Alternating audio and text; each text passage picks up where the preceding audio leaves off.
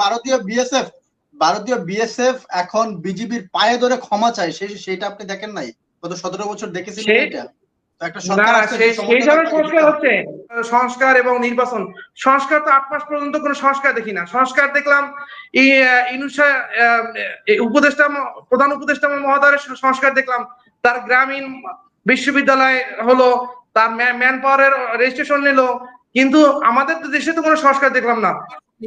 এর জন্য 5 থেকে 10 বছর এভাবে আমরা নির্বাচনের জন্য অপেক্ষা করতে পারি না।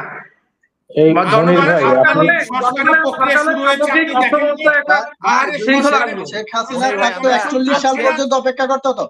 শেখ হাসিনা থাকলে 41 সাল পর্যন্ত অপেক্ষা করতে হতো, তখন অপেক্ষা করতে সমস্যা হতো না আপনাদের। এর জন্য কি আবার আমরা 41 সাল পর্যন্ত আবার এক ফেস্টিভ্যালে? ধন্যবাদ আপনাকে আমাকে আপনার অনুষ্ঠানে সংযুক্ত করার জন্য। এখানে আমার অত্যন্ত একজন প্রিয় মানুষ আছে, সৈয়দ মামুন মাহবুব সাহেব। আপনাকে মনের থেকে সবসময় আপনার জন্য দোয়া করি, এবং আপনাকে দেখেই বিশেষ করে অনুষ্ঠানে আমি দীর্ঘক্ষণ থেকে দেখতেছি, এবং অনুষ্ঠানে আসলে সবসময় দেখি, তারপরে আপনার জন্য বিশেষ করে এখানে মূলত আর একটু বেশি সময় দেওয়া। তো যাই হোক, ছোট্ট করে আমার প্রশ্নটা হচ্ছে আপনাদের সবার কাছেই। আমি প্রবাসী, মালয়েশিয়াতে থাকি দীর্ঘ 17 বছরের মতো, 17 বছর চলতেছে। আমার প্রশ্ন হচ্ছে, এই যে এত বড় একটা গণ উত্থাপনের পরে আমরা যে সরকারকে সবাই মিলে ক্ষমতায় নিয়ে আসলাম, উনাদের কাছে আমাদের যে চাওয়া পাওয়া ছিল সমস্ত মানুষের, 18 কোটি জনগণের, সেই অনুসারে বা সেই আনুপাতিক হারে উনারা তো কোনো কিছুই এখন পর্যন্ত আমাদেরকে দেখাইতে পারতেছে না। এবং নির্বাচন নিয়ে ওনারা যে এখন গড়িমসি করতেছে, বিশেষ করে নির্বাচন নিয়ে গড়িমসির কারণে আমাদের মতো সাধারণ প্রবাসীর অনেক ক্ষতি হচ্ছে।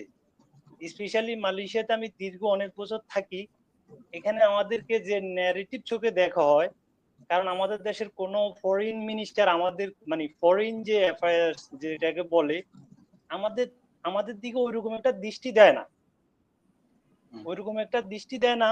জাস্ট ছোট্ট একটা উদাহরণ আমি আপনাদেরকে শেয়ার করতে চাই। একটা লম্বা সময় আমি আপনাকে দিতে পারবো না, একটু সংক্ষিপ্তভাবে বলেন মূল বিষয়টা একটু বলেন। ঠিক আছে, থ্যাংক ইউ। 2013 সালে যখন শাপলা চত্বরে আপনাদের হেফাজত ইসলামের উপরে গুলি বর্ষণ হয়, তার কিছুদিন পরে আমাকে এই দেশের পুলিশ একদিন রাত্রে ধরে নিয়ে গেছিল। আমার সবকিছুই আছে, জাস্ট আমি ভিসা এক্সটেন্ড করতে দিয়েছিলাম। ভিসাটা তখন আমার হাতে আসে নাই, বাট আমার কাছে সব জেনুইন ডকুমেন্ট ছিল। পুলিশ ধরে নিয়ে যাওয়ার পরে আমার কাছে টাকা চাইতেছে। তা আমি বললাম, দেখ আমার সবকিছুই আছে, আমি এখন তোরে টাকা দিমু কই থেকে? বলতেছে যে দেখ, তোদের দেশের মানুষের গুলি করে মাইরা ফেলায়, তোরে এখানে আইনা যদি গুলি করে মাইরা ফেলাই দি কি হবে? এখন আমার প্রশ্ন হচ্ছে, আপনারা নির্বাচন নিয়ে এত তালবাহানা করতেছেন, আমাদের প্রবাসীর দিকে তো আপনাদের কোনো সুনজর নাই। আমাদের আইন উপদেষ্টা ডক্টর আসিফ নজরুল সাহেব প্রথমে উনি ক্ষমতা গ্রহণ করার পর যে ধরনের বিবৃতি এবং যে ধরনের আপনার কথাবার্তা বলছে, তার বিন্দু মাত্র তো আমরা দেখতেছি না, আমরা যারা প্রবাসী, আমাদের জন্য বিশেষ করে। থ্যাংক ইউ, আপনাদের সবাইকে অসংখ্য ধন্যবাদ। আসসালামু আলাইকুম। ধন্যবাদ। সৈয়দ তারেক, ক্যামেরাটা অন করেন। ক্যামেরাটা অন করতে চাচ্ছি না, যদি একটু বলতে পারি। না, ক্যামেরা অন না করলে আমার মনে হয় অ্যালাউ করা উচিত না। ক্যামেরা অন করতে হবে, ক্যামেরা অন না করলে আপনি বলতে পারবেন না। যদি ক্যামেরাটা অন করেন, আপনার কোনো প্রশ্ন? না, এখন মুক্ত দেশে ক্যামেরা অন করবেন না কেন? ঠিক আছে, সমস্যা নাই। হ্যাঁ, আমার প্রশ্নটা হলো, আজকে যে এনসিপির হ্যালো যে এনসিপি নিয়ে তো আমাদের বিষয় না ভাই, বিষয়ের উপর কোনো প্রশ্ন করেন, হুট করে একটা প্রশ্ন করলে তো আর হবে না। আপনারটা মিউট আছে, আপনার ক্যামেরা মিউট আছে না, আপনার মাইকটা মিউট আছে, বলেন। তারেক সাহেব, আপনার মাইক মিউট হয়ে আছে। হ্যাঁ, মাইক চালু করছে। জি, বলেন। প্রশ্নটা হলো, এই আজকে যে এনসিপি তে একটা হলো, এনসিপি কি আসলে সরকার না সরকারের ইমরানের সরকার? এটা হচ্ছে আমার প্রশ্ন। মানে ইমরানের সরকার যখন বলতো পতাকা সকালে রাত্রে নামাইতো, সকালে উঠাইতে বলতে উঠাইতো। এখন এনসিপি যেটা বলে, এনসিপি নির্বাচন কমিশনকে অর্ডার দেয়, এনসিপি এই অর্ডার দেয়, সেই অর্ডার দেয়। এনসিপি কি সরকার না ইমরানের সরকার? এইটাই হয়েছে প্রশ্ন। আর বলতেছে যে আওয়ামী লীগের বিচার এবং সংস্কার ছাড়া কোনো নির্বাচন চাই না। তাহলে এই সংস্কার তো একটা মানে এটা একটা পর্যায়ক্রমিক একটা কাজ, এবং বিচার তো 5 বছর 10 বছর লাগবে। তাহলে আমরা কি এই যে যারা 15 বছর 17 বছর ভোট দিতে পারি নাই, এখনো কি আবার এরকম ভোট দেওয়ার জন্য এরকম অপেক্ষা করব আরো 5 বছর 10 বছর? তাহলে এই যে ওনারা যেটা করতেছে সংস্কার এবং নির্বাচন, সংস্কার তো 8 মাস পর্যন্ত কোনো সংস্কার দেখি না। সংস্কার দেখলাম প্রধান উপদেষ্টা মহোদয়ের সংস্কার দেখলাম, তার গ্রামীণ বিশ্ববিদ্যালয় হলো, তার ম্যান পাওয়ারের রেজিস্ট্রেশন নিল, কিন্তু আমাদের দেশে তো কোনো সংস্কার দেখলাম না।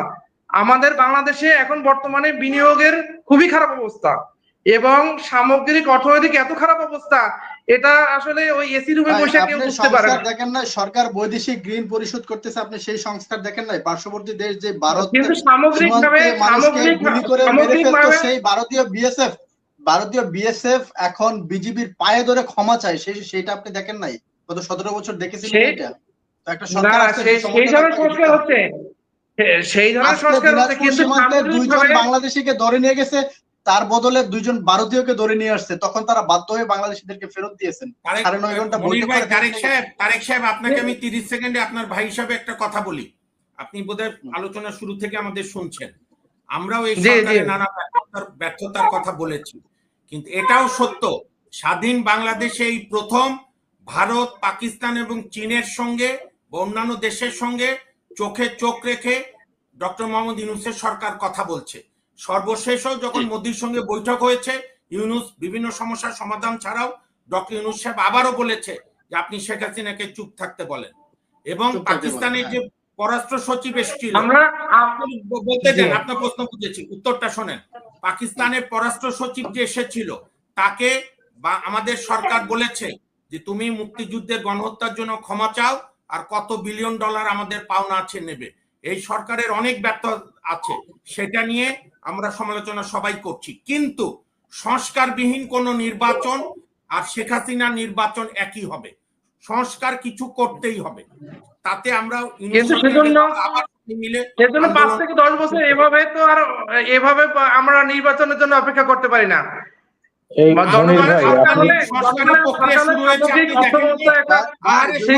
শেখ হাসিনা থাকতো 41 সাল পর্যন্ত অপেক্ষা করতে হতো। শেখ হাসিনা থাকলে 41 সাল পর্যন্ত অপেক্ষা করতে হতো, তখন অপেক্ষা করতে সমস্যা হতো না আপনাদের। এর জন্য কি আবার আমরা 41 সাল পর্যন্ত আবার এক ফেস্টিভ্যালের অপেক্ষা করতে সমস্যা হতো না, কিন্তু এই সরকার দেশের জন্য কিছু একটা করছে, সেই ক্ষেত্রে সমস্যা হচ্ছে কেন? দেশের মানুষের কথা চিন্তা করতে হবে। মনির ভাই, না মনির ভাই, আপনি মনির ভাই, এই মনির ভাই কি আমাকে শুনতে পাচ্ছেন? নির্বাচন দিলে কোনো লাভ হবে না। মনির ভাই আমাকে শুনতে পাচ্ছেন? আমার মনে হয় যে আমরা সুনির্দিষ্টভাবে টপিকটা নিয়ে আলোচনা করে প্লিজ, কারণ এটা কিন্তু ওনাকে এতক্ষণ অ্যালাউ করছেন কেন?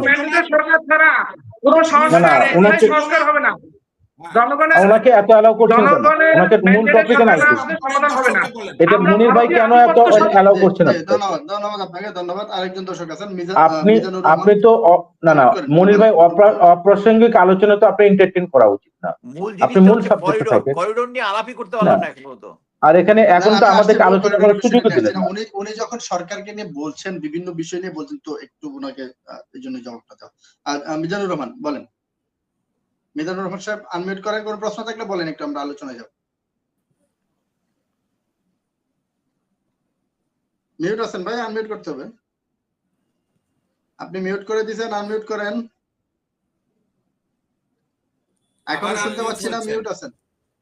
এখন বলেন, আবার আনমিউট, আবার মিউট। ধন্যবাদ এনামুল হক মনির ভাই আমাকে সুযোগ দেওয়ার জন্য, এবং আপনার মাধ্যমে প্যানেলের সকলকে জানাই আমার সালাম। আসসালামু আলাইকুম ওয়া রাহমাতুল্লাহি ওয়া বারাকাতুহু। যে বর্তমান পাকিস্তান এবং ভারতের যে যুদ্ধ অবস্থা কাশ্মীর ইস্যুকে নিয়ে, আর বাংলাদেশের যে এটা করিডোর দেওয়া, মায়ানমারের সাথে যে করিডোর বিষয় প্রসঙ্গটা যে এসেছে এখানে, আসলে মানবিক করিডোর বলতে আমরা কি বুঝলাম?